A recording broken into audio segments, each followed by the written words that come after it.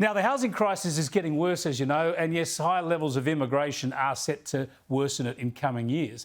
But while our cities are full and many are worried about those forecast record levels of immigration in the couple of years to come, in some regional areas, they're putting up their hands for more citizens. They need them now.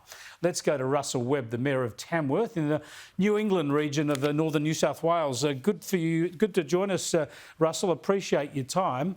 We'll get to the housing aspect of it first up, but you need more people. You've got jobs going begging in your neck of the woods.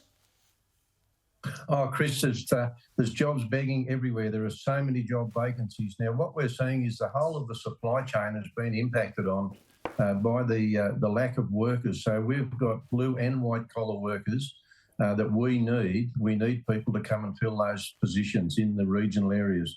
So really, if there's going to be some changes to the way immigration is managed, there needs to be some work put into how that will be managed and how that will direct some of those immigrants, skilled and unskilled, into the regional centres to fill some of those vacancies. We're talking about... Sorry to cut you off. We do this all the time. We've never got this right because we had too many coming in and clogging up the cities while regional areas are desperate for workers. You've obviously got the jobs there, as you say. Do you have the housing there as well?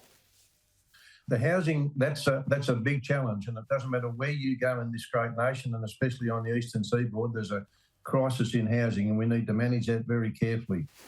We need to work very quickly on trying to get accommodation in place across all areas, and in particular in regional centres, to accommodate the workers that are needed. Yes, we're so short of workers, and some of the industries are bleeding because of it, but the housing is in crisis, and we really need to work very quickly and and fast track some of those developments that could happen if we got rid of some of the red tape. I heard Chris Minns tonight talking about getting rid of some of the red tape so we can actually fast track some of these housing developments. That's the new Labor Premier of New South Wales. Lord, if we could get rid of red tape, state and federal, across all governments, that'd be a huge achievement. There's too much red tape everywhere.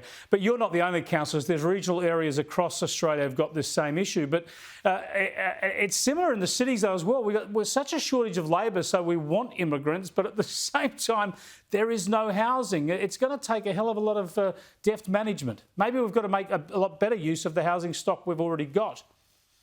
Chris, I think we've really got to meet the new challenges of the needing workforce with some new ideas and some innovative ideas on how we actually provide accommodation for these people into the future. So what we've provided in the past is not going to work. We need to look at new ideas, and probably the accommodation for some of these workers might not be up to the standard it used to be.